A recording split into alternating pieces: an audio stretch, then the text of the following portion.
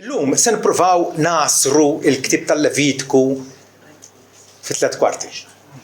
Nippruvaw nikkonċentraw għax huwa ktieb interessanti u ħanaqralkom silta forsi sservina ta' appetizer bħala introduzzjoni għal dal-ktieb.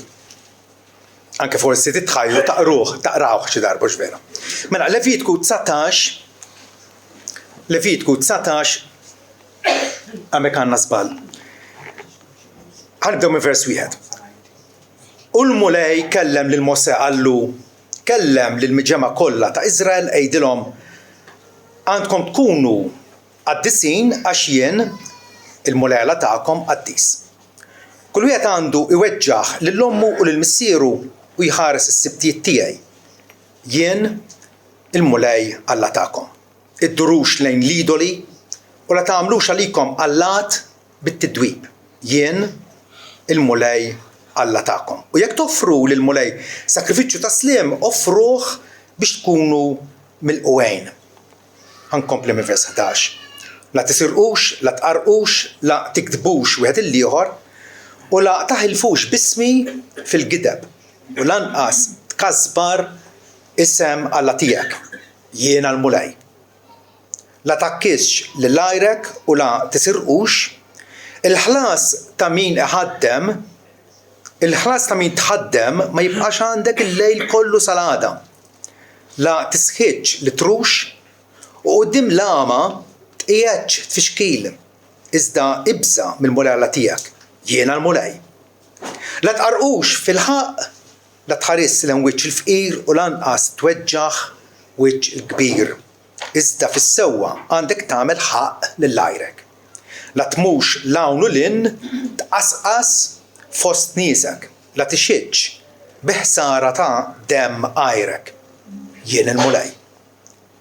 La toboċċ il-ħuk f'qalbek iżda widdeb il-għajrek u la titabbiex bid-dnub minħabba fih. La tagħmilx vendetti u la tbejjitx f'qalbek lil ulied niesek iżda ħobb lill-għajrek bħalek innifsek. Jiena l-mulej. Ħarsu l-istatuti tiegħi. La tħallix il-bejjem tiegħek jitħaltu ma' bejjem ta' ġens ieħor, il-għalqa tiegħek la tiżraħħiex b'żerrija maħluta, ġifi b'żewġ tipi ta' żerrija, u lanqas tilbes il-bies fuqek maħdum b'ħajt tal-għażel u tas-suf. Dan il-ktieb jidher qisu irrelevanti għalina llum il-ġurnata, jidher qisu skadut għaliex fih tagħbija sħiħa, sensiela sħiħa ta' jiddeskrivi r-ritwal tal-lut, is-sakrifiċċji li kienu jagħmlu l-festi li Alla għalilhom biex josservaw ordinanzi illi llum il-ġurnata ma għadniex nosservawhom. U ma għadniex nosservawhom hemm raġuni, mhux għax nażlu dak li joġobna mill-iskrittura. Il-ktieb jidher ukoll enigmatiku li għaliex fih taħlita tal-liġijiet. Smajtu l-qari, ħobb il-għajrek bħalek innifsek, ovvja li hija tajba u tot għalina llum, imma li ma nistax nilbes ħwejjeġ illi huma maħduma b'żewġ tipi ta' ħjut, bis-suf u bil-għażel pereżempju, jew li ma tiżrax l-għalqa tiegħek b'żewġ tipi ta' żerrija, hemmhekk jibda trabil imbagħad, nibdew nħokku rasna. Frattant nafu fiċ-ċert illi l-Bibja kollha imqar il-Levitiku huwa profitabbli għalina. Huwa siewi jiswa għalina il għaliex meta Alla jitkellem il-kelma tiegħu hija ikel għal ruħna.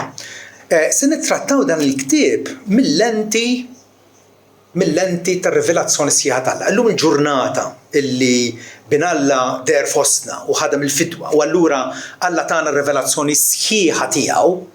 Meta ħarsu lura għal il-ktieb tal-Levitiku, it-tielet ktieb ta' Mosè, nkun nistgħu naraw x'dellijiet hemm hemmhekk tal-ħwejjeġ tajba li kellhom jidhru fi Kristu Ġesu. U dak huwa s-sabiħ tiegħu. Il-ktieb jiftaħ il-poplu Ludi issa maħruġ mill-jaħsar tal-Eġittu, tajjeb, wasal quddiem il-muntanja Sinaj, diġà irċieva l-10 kmandamenti, allura il-patt tagħhom Alla ħelishom u allura issa huma kellhom jobduh bħala Alla tagħhom. Frattant Iżrael diġà iddiżonora il-patt tiegħu Alla għaliex sawru dan l-oġol tad-deb u qalu dan huma l-allat li ħarġuna mill-Eġittu. Frattant Alla fil-ħniena kontinwa tiegħu jagħmel arranġamenti biex il-patt jissokta. Mhux jieqaf minħabba d-ġufija tagħna bnedmin imma l-patt ikompli. Alla huwa determinat illi iberikna. Id-dnub tagħna ifixkel il-relazzjoni tagħna Alla, però il-mistoqsija kbira allura tiġi kif se jirnexxielna aħna bħala medinbin illi namru fil-preżenza qaddisa t'Alla. Kif se ngħixu fil-preżenza qaddisa t'Alla? Il-Levitku huwa manwal, handbook. Huwa manwal għal dusija tagħna il-miftijin. Alla jurina, jgħallimna kif għandna nġibu ruħna fil-preżenza tiegħu. U allura vera, jagħti patafjun ta' ordinanzi u regolamenti dwar ritwal reliġjuż, dwar il-kondotta morali tagħna, dwar il-qima xierqa u kif għandha tingħata lil-Alla. Tajjeb, jagħti dawn il-linji gwida kollha, partikolarment lill-qassisin levitiċi illi kienu nkarigati biex josservaw dal-ħwejjeġ. Imma wkoll lin-nies in ġenerali sabiex imantnu l-qdusija u l-purità fir-relazzjoni pattwali tagħhom Alla. Aħna wkoll illum il-ġurnata ninsabu f'patt ma' Alla. Il-patt ta' Alla huwa superjuri u aħjar minn dawk li gawdew il-Lut għaliex huwa patt illi fih ingawdu fiċ-ċert il-maħfra ta' dnubiet u l-poplu kollu t'Alla jarfu lill-Alla. Da ma kienx il-każ fi żmien Mosè. Ħanejdu 2 miljun ruħ ħarġu mill-Eġittu, mhux kollha kienu jafu lill-Alla. Imma llum il-Knisja ta' Ġesu Kristu hija komposta minn dawk li jarfu lill-Alla. Ħanipprova naraw it-temi li jiddominaw, li jispikkaw f'dan il-ktieb.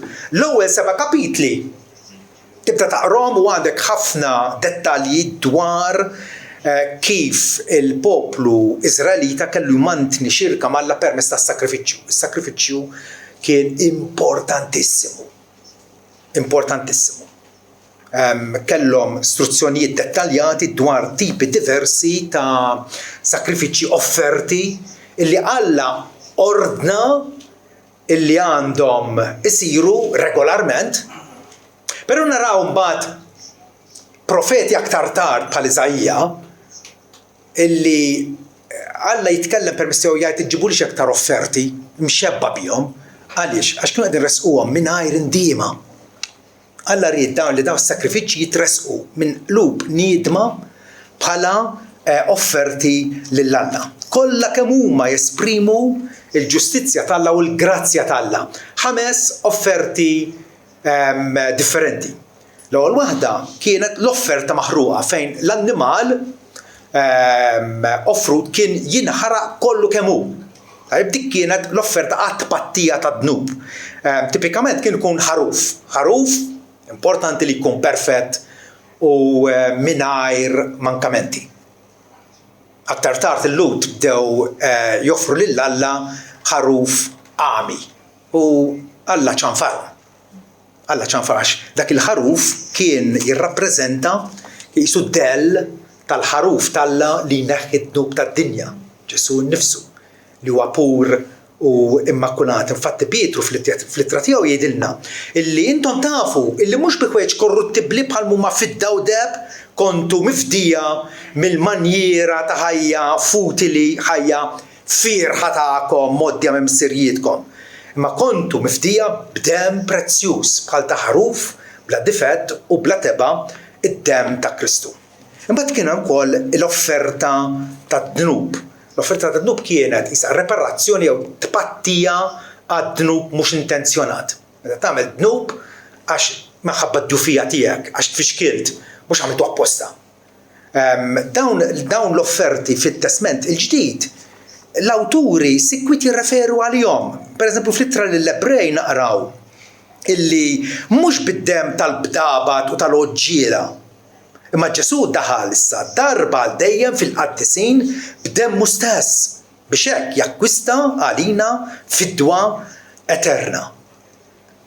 Kompli jgħid imbagħad minħabba fekk huwa l-medjatur ta' patt ġdid ħalli l-imsejħin jirċievu l-wirt etern imwiet. Dawk is-sakrifiċċji ta' dari seħħew fuq il-Kalvarju. Sakrifiċċju wieħed u effettiv. U issa irċivejna l-wirt etern imwiet peress li ġrat il-mewt għal fidwa mid-dnubiet kommessi taħt l-ewwel patt.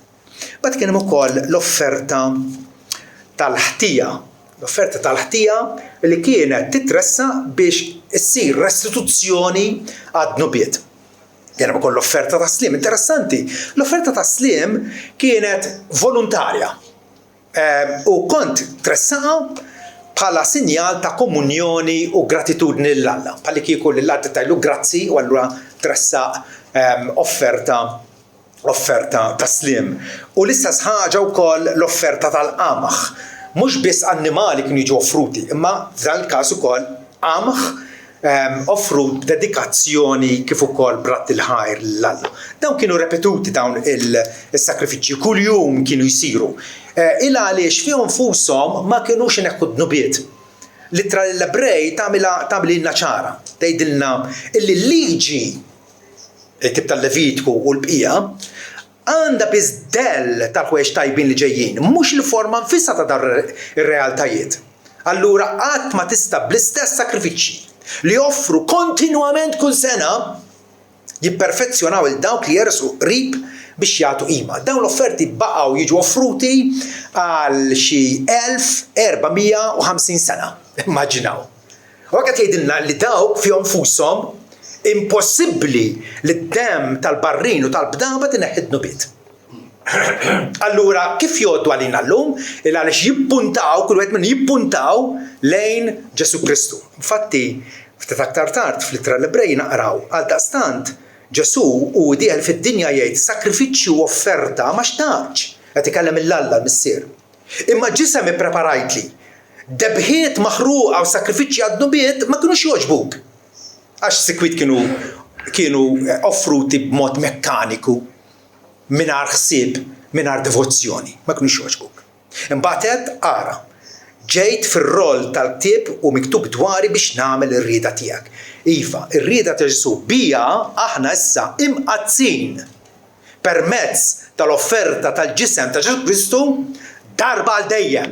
U dik hija l-ħaġa li tferraħna. Bis-sakrifiċċju wieħed ta' Kristu aħna issa imqazzin, aħna issa kwalifikati biex nidhru fil-preżenza tal-Alla. Dawk is-sakrifiċċji kollha kienu jippuntaw kif għattilkom lejn is-sakrifiċċju reali u effettiv illi seħħ fuq il-Kalvarju. U allura dal-ħwejjeġ naqraw fil-Levitku kienu biżdellijiet li jgħidulna li ġejja xi ħaġa aħjar, ġejja r-realtà. Ir-realtà deret fi Kristu Ġesu. Allura is-saċerdoti, is-sakrifiċċji, it-tabernakli dal-affarijiet illum huma skaduti. Alla warrabhom għaliex illum ingawdu il-salvazzjoni reali illi ġabilna fi Kristu Ġesu. Pawlu l-Apostolu pereżempju fl-ittra l-Efesin jgħidilna imxu fl-imħabba bħalma Kristu wkoll ħabkom u tallu nnifsu offerta u sakrifiċċju l-Alla bħala aroma tfuħ. Għaliex jitkellem hekk? Sakrifiċċju l-Alla bħala aroma jew bħala riħa tfuħ. Fil-Levitiku kemm il-darba miktub illi dawk is-sakrifiċċji id-duħan tagħhom kien jitla f'nifsejn Alla bħala riħa tfuħ aċċettabbli. Għaliex? Għax kienu qishom ritratti f'album illi juruna lil Ġesu il-Salvatur reali tagħna. Kapitlu 8 mbagħad naraw tema oħra fil-Ktieb tal-Levitku. L-ordinazzjoni tas-saċerdoti u d-dmirijiet tagħhom. Għandna Alla jgħid il-Mosè kif għandu jagħmel biex jaħtar lil ħu Ħarun bħala l-sommu saċerdot, lill-uliedu bħala saċerdoti. Tajjeb, il-qassis iservi bħala rappreżentant ta' Alla lin-nies u lin-nies jirrappreżentahom quddiem Alla. Il-qassis wieħed u reali llum il-ġurnata huwa Ġesu Kristu. Dak is-saċerdozju tal-antik spiċċa. Pietru jgħidilna illi aħna llum il-ġurnata qegħdin nimbnew bħala dar spiritwali biex tkunu saċerdozju qaddis. Il-fidili kollha jiffurmaw saċerdozju qaddis lill-Alla ħalli toffru sakrifiċċji spiritwali għal differenza. Dari kienu sakrifiċċji ta' annimali jew tal-qamħ, eċċetera. Imissa huma sakrifiċċji spiritwali. Meta aħna nħobbu l-xulxin, naqdu l-xulxin, dak ma' sakrifiċċji spiritwali aċċettabbli għal Alla permezz ta' Ġesu Kristu. Nisimgħu matul il-Levitiku kollu enfasi qawwija fuq l-Qudusija. L-Qudusija illi hija rikjesta minn dawk li jservu bħala medjaturi l-qassisin imma wkoll mill-nies kollha tal-Alla. Il-qima wkoll il-qima tal-Alla hija kmandata, però Alla jagħmilha ċara. Mhux qima kif ifettlilna aħna. Għalhekk jagħti dawk id-dettalji kollha u ma jħalli xejn barra u aħna naqrawhom mill-ġurnata isa tibda tgħejja taqrahom. Alla qed jgħallimna lezzjoni waħda importanti. Meta imuh kif jikkmandana hu. Mhux kif ifettlilna aħna. Minn dejjem kien hemm dil-marda fil-Knisja Kristjana matul iż-żminijiet li naħsbu li nistgħu dak li jgħidilna moħħna nagħmluh. Le, intom tinnutaw dil-kongregazzjoni x'isir? Affarijiet li Alla jordnhom, affarijiet li Alla ma jordnhomx ma nagħmluhomx. Ma nagħmluhom, innotawha. Mosè jirrakkonta l-ġrajja dwar Nadab u Abihu li kienu ulied Arun. U dawn bħala qassisin darba fettlilhom joffru nar mhux awtorizzat. Joffru offerta tal-invenzjoni tagħhom. Alla kif tratta magħhom? Tiskandalizzawx ruħkom, qatilhom. U Arun għall-ewwel ħa għalih imma mbagħad fehma illi ma nistgħux inkunu kapriċċjużi u nersqu quddiem Alla bli fettlilna aħna u kif ifettlilna. Le. Hemm nsejħulu protokoll.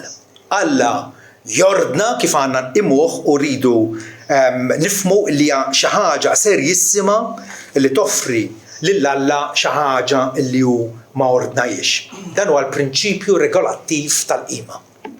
Prinċipju regolattiv. Dak li Alla ordna nagħmluh. Dak li ma ordnax ma nagħmluhx. Għaliex il-preżenza ta' Alla fostna hija tjubija perfetta, però isir perikolus meta inti tirribella u tagħmel li fettillek. Aħna qegħdin nittrattaw ma' Alla li huwa ta' bilħaq missierna, imma huwa missier smewwieti. Missier li l-ewwel priorità tagħna skont kif għallimna Ġesu hija ħajitqaddes ismek. Illum mela il-saċerdozju Levitiku skada. L-iżbal gravi li eventwalment sar fil-Kristjaneżmu u speċjalment illum fil-Knisja Kattolika u fil-Knisja Ortodossa hija li reġgħu ivvintaw saċerdozju ieħor. Meta l-Iskrittura hija siekta. Għaliex? Għax bi Kristu għandna saċerdot perfett illi ma jiskadix. Ġesu huwa assis għal dejjem skont l-ordni ta' Melkisedek, mhux skont l-ordni ta' Arun illi kien neċessarju jħalli suċċessuri warajh, skont l-ordni ta' Melkisedek għal dejjem. Allura m'għandux għalfejn illi xi ħadd jħoddu postu jew jissuċċedih. Bibja tagħmel ċar, Ebrej 7 jgħidilna dawk il-qassisin minn naħa waħda saru saċerdoti bad kbir, kien hemm ħafna saċerdoti. Minħabba li kienu projbiti mill-mewt li jkomplu joffiċjaw bħala saċerdoti. Dak nixxieħu jmutu u xi ħadd irid jieħodilhom posthom. Imma Ġesu min-naħa l-oħra minħabba li jibqa' dejjem għandu saċerdozju permanenti. Xiġifieri permanenti, jibqa' dejjem. Jibqa' dejjem. Għaldaqstant ukoll kapaċi jsalva kompletament il dawk li jersqu lejn Alla permezz tiegħu. Kif se nkunu salvati billi nersqu lejn Alla permezz tiegħu. Hu il-medjatur uniku, hu s-sommu saċerdot tagħna. Il għaliex huwa dejjem ħaj biex jinterċiedi għalihom. Kristu jikkostitwixxi lil dawk kollha li jemmnu fih bħala saċerdoti. Interessanti li taqra l-istorja tal-Knisja tgħid x'kien isir mill-bidu mill-ewwel it-tieni it-tielet seklu. Għandna rekordju ta' presbiteru kien jismu Ippolitu li kien jammar f'Ruma fis-seklu 3 u jiddeskrivilna x'kien isir fil-funzjoni tal-Knisja bħalma qegħdin nagħmlu hawnhekk dalgħodu aħna, x'kien isir. U it-talba li kienu joffru qabel ma jieħdu sem mill-Ewkaristija, parti minnha kienet tajtek kara kemm interessanti din. Filli niftakru allura fil-mewt u r-reżurrezzjoni ta' Ġesu, noffrulek il-ħobża u t-tazza u nroddulek ħajr talli qoddejtna denji nieqfu quddiemek u nservuk bħala saċerdoti. Sabiħa ħafna din. Verità sabiħa, sublimi il-mażmien bdiet tintilef. Bdiet issir il-qasma bejn kleru u lajċi. Meta Alla qed jgħid il-poplu kollu tiegħi issa aħna saċerdoti. Inservuk bħala saċerdoti. U allura l-aħwa importanti li ma ġewx immorru lura għad-dellijiet. Il-ktib tal-Levitiku kienu dellijiet, kienu tħabbiriet minn qabel. Ta' ħwejjeġ aħjar. Ħwejjeġ superjuri illi Alla kellu jwettaq permezz ta' ibnu Ġesu. Tajb, imbagħad tema oħra li tispikka mit-ktib tal-Levitiku minn kapitlu 11 sa 15 l-enfasi li rridu nżommu distinzjoni bejn l-imniġġes u n-nadif, bejn il-pur u l-impur. Kultant bit-traskuraġni tagħna b'nuqqas taħsib kollox jgħaddi, le, mhux kollox jgħaddi għal Alla. Alla għallimhom il-Lut illi hemm ikel li jridhom jikluh u hemm ikel li ma jridhomx jikluh. Hemm xi raġuni medika ma naħsibx. Alla tom dawn il-regolamenti rigward id-dieta tagħhom. Isu għamilek b'mod kapriċċjuż. Imma kien hemm ħsieb warajha. Alla rridhom li jkunu nies distintivi li jingħarfu minn popli oħra tad-dinja. Li jkunu partikolarment tiegħu. L-ikel kellu jkun il-ġurnata il-kelma kosher, natif. Jiġifieri l-annimali pereżempju li setgħu jittieklu kellu jkunu b'saqajhom mifruqa, joħorġu fit-tnejn ġifieri u jixtarru l-ikel.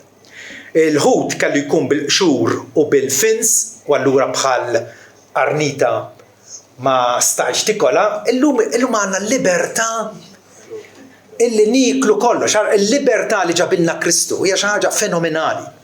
Anke l-għasafar għalilhom tiklux għasafar predatorji li joqtlu annimali biex jikluhom.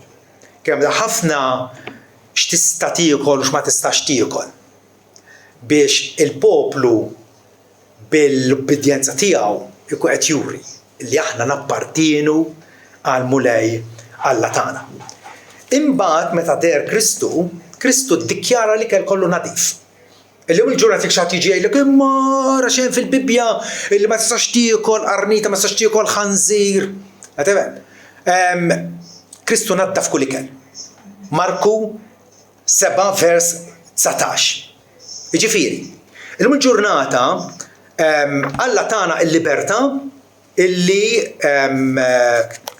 nieklu kwalunkwe ħaġa imbasta kapaċi onestament irroddu ħajra għalija. L-ewwel Timotju kapitlu 4 jgħidilna li kull ħaġa maħluqa minn Alla hija tajba. U xejn m'għandu jkun riġettat, mormi ġifieri, jekk ikun riċevut b'ringrazzjament għax huwa mqaddes permezz tal-kelma tal-Alla u t-talb. Dik hija l-pożizzjoni tagħna. Ġifieri ninnotaw li hemm bidliet dari kien isir hekk. Imma Ġesu issa daħħal riforma, daħħal kambjamenti, tibdil. U għalhekk mhux għax aħna traskurati u ifettlina niklu l-qarnita jew jiniklu ikel ieħor, le. Ġesu iddikjara li kell kollu natif. Anke meta Pietru kellu dik il-viżjoni ta' annimali diversi, xuħud għalih kienu tajbin biex tikolhom u xuħud le, il-leħem is-sema qallu Pietru oqtol u kul. U qallu mulejja qatt ma kilt xejn imniġġes. U l-leħem is-sema, il-leħen tal-qallu dak li jiena ddikjarajt natif, issa jaħlu x'imniġġes.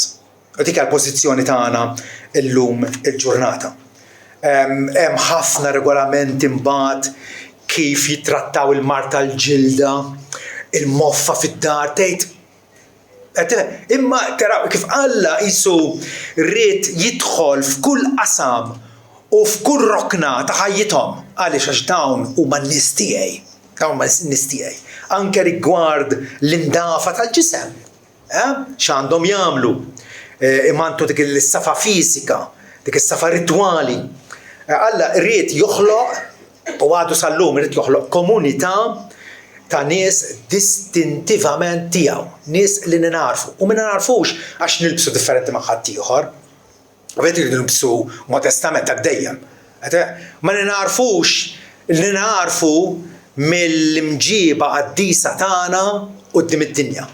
Titu 2 vers 14 xejdilna Ġesu Kristu talu nnifsu għalina sabiex jifdina, sabiex jeħlisna minn kull illegalità jew ħażen u jippurifika għalih innifsu poplu bħala possess tiegħu. Poplu dan huwa l-poplu speċjali tiegħi. Għalih tajt ħajti fuq is-salib. Poplu bħala possess tiegħu imħeġġeġ għall-opri tajba. Anke Pietru jgħid li intom ġens magħżul, saċerdozju suldani, nazzjon qaddis, nies bħala l-possess tal-Alla. Qed jikkwota mill-Levitiku, mid-Deuteronomju, dak li kien jgħod tal-Lut bħala qdusija għadu jgħod għalina llum il-ġurnata. Ħalli tniedu l-eċċellenza morali ta' dak li sejħilkom it-tlam għad-dawl meravigliuż tiegħu. Darba ma konniex poplu, imissa sirna il-poplu ta' Alla. Isu f'nofs il-ktieb, kapitlu 16, imbagħad għandna deskrizzjoni kif għandhom josservaw festa partikolari matul is-sena. Kienet l-unika festa li Alla kien jordnalhom darba fis-sena biex isumu u biex jaħslu nfushom u juru soba għad-nubiet li jkunu kommettew matul is-sena. Il-Jom Kippur. Jom Kippur, il-jum ta' tpattija, tiġi bil-Malti, il-jum ta' tpattija. Kellhom jagħmlu riparazzjoni jew tpattija għad-nubiet illi forsi ma kinux koperti b'dawk il-5 offerti li diġà semmejna. Allura il-Qassis il-Kbir kien jilbes il-vestwarju speċjali tiegħu u kienu jitrasqu qudiemu isimgħu għadi għax interessanti, żewġ możiet. Waħda qed tinqatel u bid-demm tagħha jidħol u jċappas l-irkejjen tal-arka fil-qaddis tal-qaddisin u biss se jidħol darba fis-sena. Il-moża l-oħra xi joħroġ kien ipoġġi jdejh fuq rasa, jistaqar id-nubiet tal-poplu kollu u tiegħu innifsu. Imbagħad jagħmlu l-angassa u raġel maħtur apposta kien imexxija joħodha fix-xari fid-deżert il-bot sa ma tidirx u jitlaq hemmhekk. U dik il-moża kienu isejħula Azazel.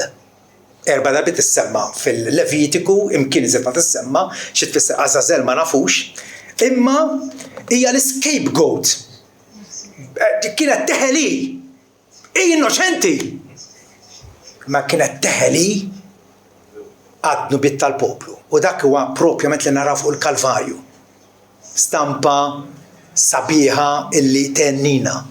Ġesu meta kien imxandar minn Ġwanni Battista, Ġwanni pponta lejh u għalilhom in-nies araw il-ħaruf tal-Alla danu li ineħħi d-nub tad-dinja, imma l-verb speċjali hemmhekk ajro tfisser jerfa' u jneħħi. L-ewwel Moża rafet id-dnubiet għax inqatlet minflok in-nies. Imma t-tieni Moża turina illi bis-sakrifiċċju ta' Kristu id-dnub tagħna huwa imneħħi. Alla ġarru l-hemm mitfun fil-qiegħ tal-baħar, nitfen dnubietkom fil-qiegħ tal-baħar għalilhom darba bil-profeta. Wara xi 100 sena skoprejna it-Titanic kien ilu magħraq xi 100 sena. Qed tifhem għax għandna l-mezzi. Dakinhar meta tajt tfajt ċaqa fil-baħar m'għandekx ċansi tara. Daqskemm il-vant u għambiet mill-punent daqshekk ieħor jiena bet dnubietkom minnhom. Dik il-jum ta' tpattija għal Lut kienu qegħdin jaraw kif Alla kien qed jagħmel tpattija għal dnubiethom.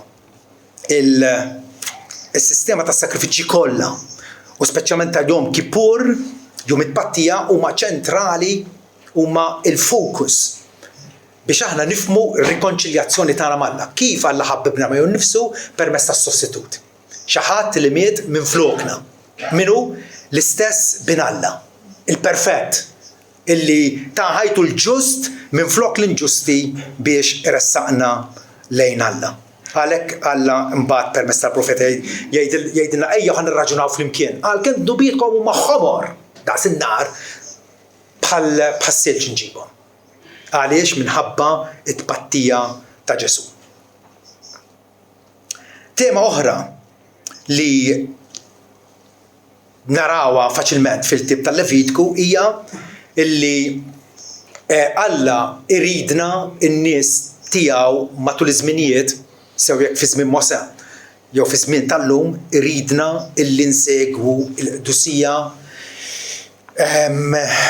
b'kull serjetà u b'kull impenn.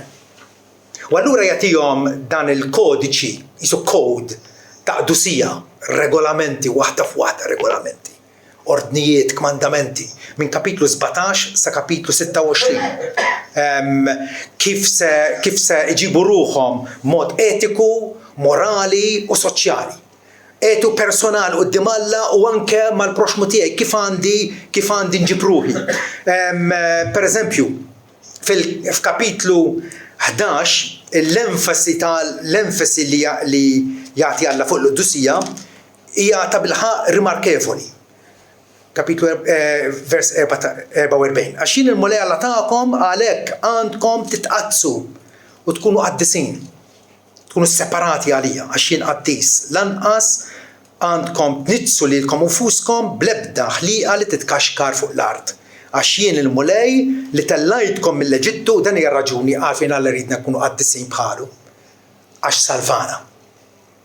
Tellajtkom mill-Eġittu biex inkun Alla tagħkom u tkunu għalhekk qaddisin għax jien qaddis. Din il-dinja ripetuta il-ħin kollu fil-Ktieb tal-Levitku. Kunu qaddisin għax jien qaddis.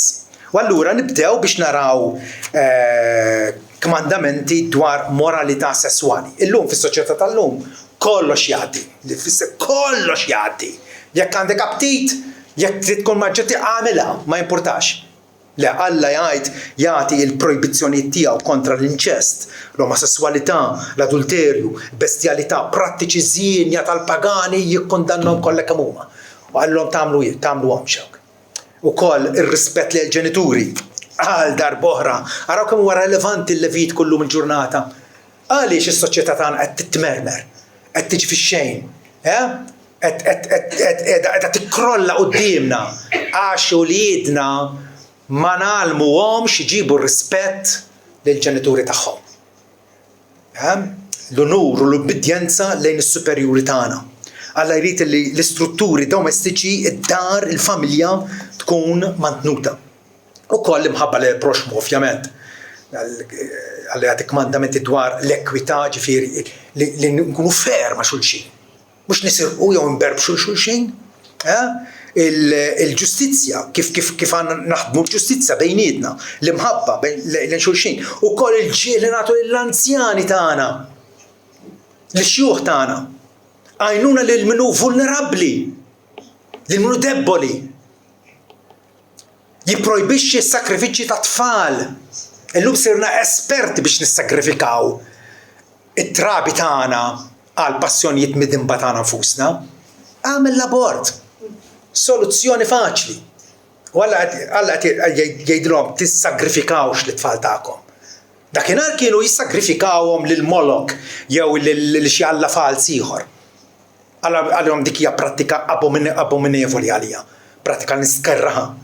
Ukoll avolja bħala poplu ludi kienu magħrufin b'lingwa waħda, nazzjonalità waħda, għalihom meta l-frustieri jiġu fostkom istmawhom. Għax intom ukoll kontu frustieri fl-art tal-Eġittu. Ftakru x'kontu. Imbagħad ukoll jagħtihom kif għandhom josservaw il-festi liturġiċi matul is-sena. Kellhom 7 festi, apparti s-Sibt li kien kull nhar ta' Sibt, tajjeb, kellhom festi illi meta ngħidu festi aħna naħsbu li tmur il-pjazza tar-raħal tixrob il-birra u tara l-mur tal-letti jtiru. Mhux dawk il-festi, infatti l-kelma muadim tfisser żminijiet maħtura. Żminijiet maħtura, kellhom dawn iż-żminijiet kultant ġurnata jew tnejn jew anke ġimgħa sħiħa dal-festi illi kienu jiltaqgħu mal-Alla u jiċċelebraw il-ferħ tagħhom f'Alla. Dal-festi kienu l-Eid, l-Azmi, l-ewwel frott Pentekoste, it-trumbetti, jum it-pattija semmejnieh diġà u l-Erejjex. Kull darba Alla jgħid biex tifirħu fil-preżenza tiegħi. Il-rabta tagħna ma' Alla tnissel fi qlubna ferħ. Jekk għandek l-idea satanika illi għax inti ħatimx fit-triq tal-qdusija ħatkun bil-geddum dejjem, għadek ma bdejtx. Il-qdusija hija l-garanzija tagħna għal ferħ ġenwin. Ġesu l-disċipli jgħidilhom meta tobdunu tħassu kelmti il-ferħ tiegħi ikun sħiħ fikom. Dak huwa l-ispirtu tal-festi. Ukoll kellhom is-sena tal-ġublew. Is-sena tal-ġublew. Meta kien jaħafru djun u jekk inti kellek bżonn tbieħ għalqa għax ġejt fil-bżonn, wara meta tiġi s-sena tal-ġublew dik l-għalqa terġa' tiġi irritornata. Kellhom sistema dettaljata ħafna illi tiggarantixxi li ħadd ma kellu għalfejn jaqa' fil-faqar. Alla naraw il-ġustizzja soċjali. Liġijiet illi maħsuba bażikament biex irawmu komunità b'saħħitha. Komunità li wieħed qed jieħsib il-ieħor u qed igawdu dan il-patt tagħhom ma' Alla.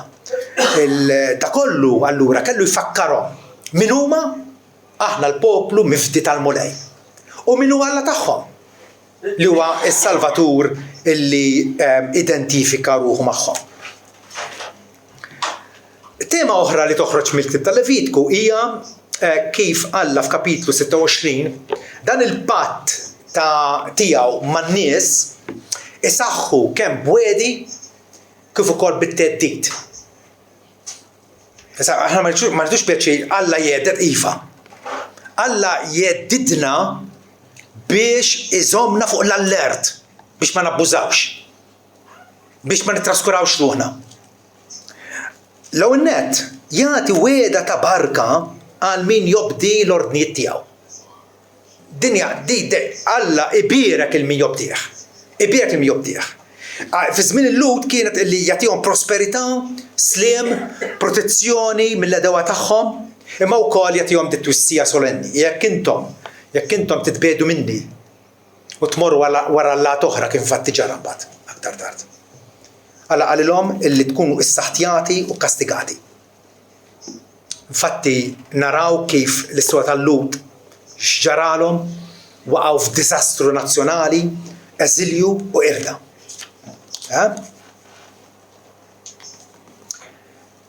L-aħħar kapitlu jurina kif Alla jridna nkunu konsagrati għalih. Konsagrazzjoni sħiħa li Alla anke permezz tal-voti u l-offerti tagħna. Vot huwa meta inti tagħmel wegħda mal-Alla. Dik il-wegħda Alla jridek iżżommha. Mhux bil-fors tagħmilha, imma jekk tagħmilha għandek iżżommha. Għax Alla ma jħux pjaċir bil-boloħ kif jgħidilna fl-Ekklesjasti. Il-ktieb allura jikkonkludi b'dawn l-istruzzjonijiet dwar voti u offerti, inkluż id-dedikazzjoni tal-persuna sħiħa, anke ta' annimali, anke ta' proprjetà lill-Alla. Illi inti se turi d-devozzjoni tiegħek b'dawn l-affarijiet ukoll. Kollox jenfasizza l-importanza ta' impenn, commitment u fedeltà lejn Alla.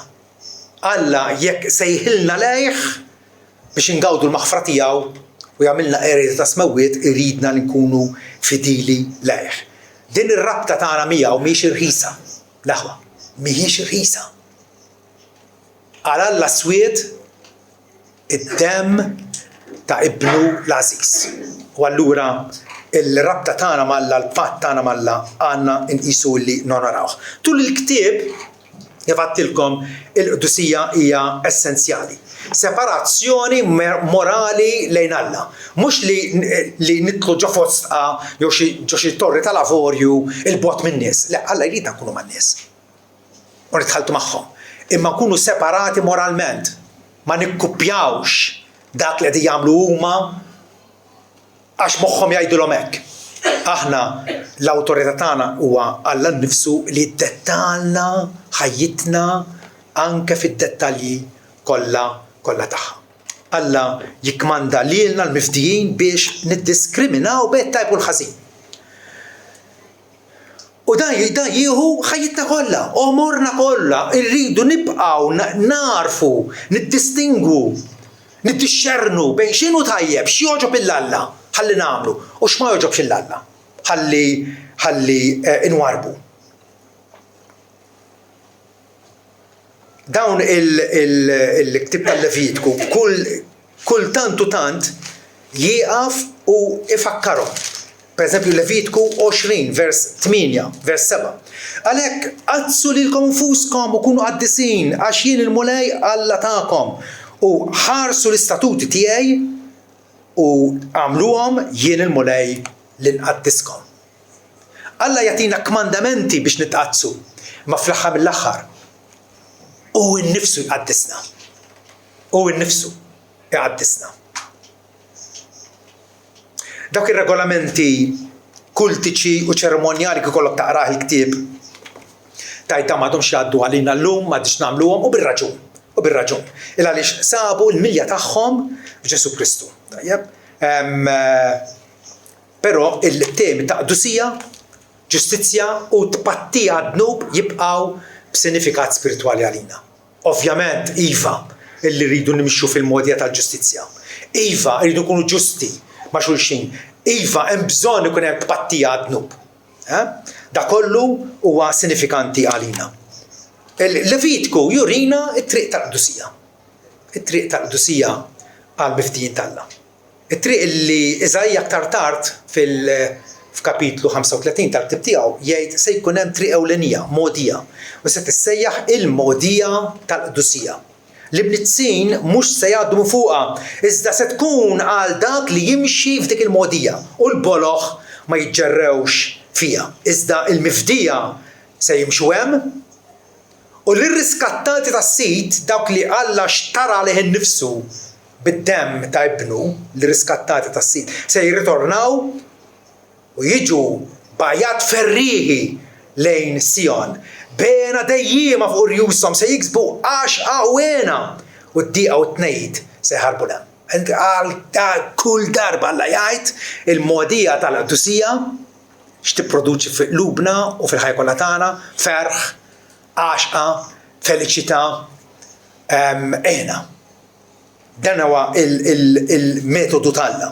Alla jrid u liedu ikunu ferħanin illi jaqbżu ferriħa minħabba il-fatt illi provda salvazzjoni għalina.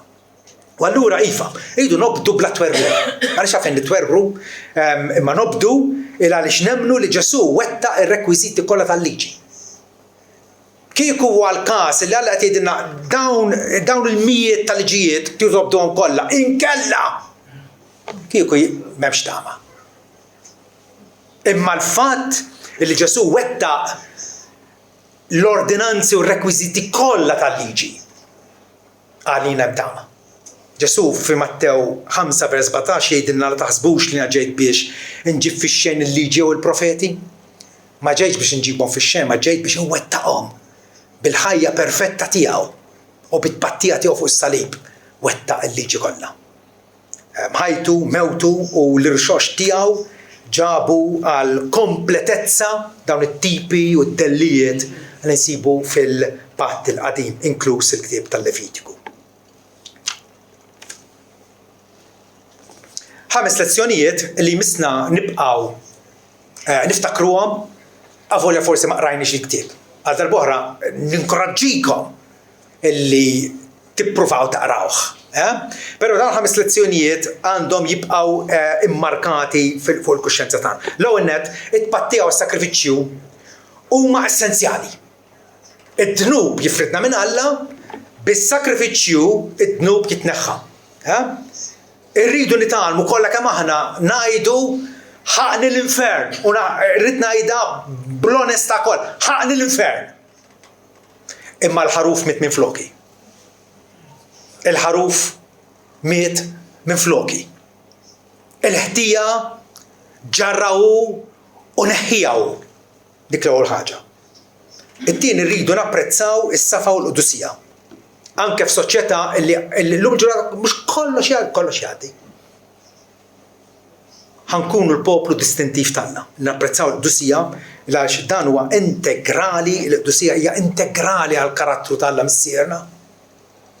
Wara attribut l-aktar enfasizzat fil-Bibja kollha. L-aktar imsemmi. Alla huwa qaddis.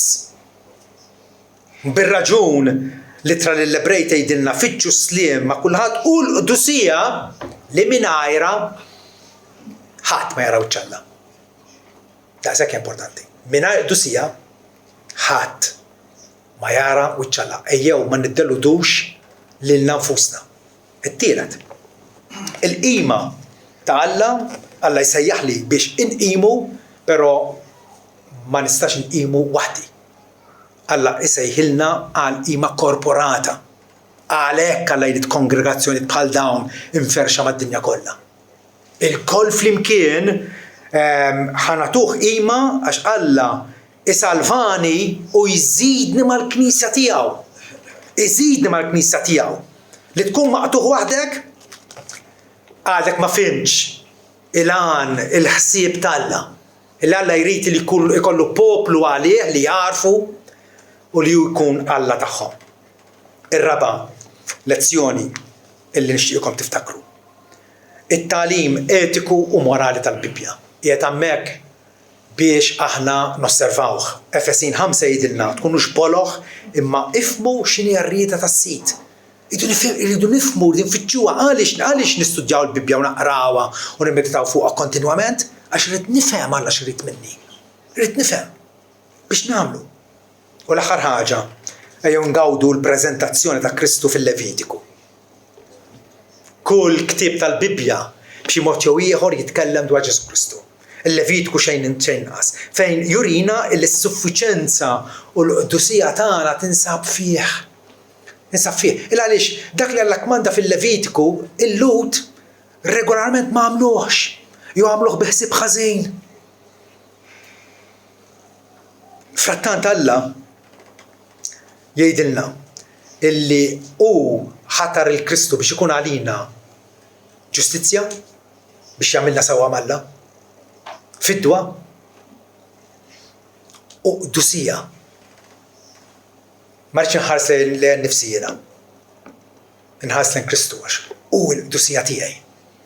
U dak huwa il-pointer l-aktar kruċjali tal-ktieb tal-Levitiku illi jkompli jipponta lejn Ġesu Kristu illi fih biss insibu mhux biss is-salvazzjoni tagħna ma wkoll il-qudusija tagħna. Amen.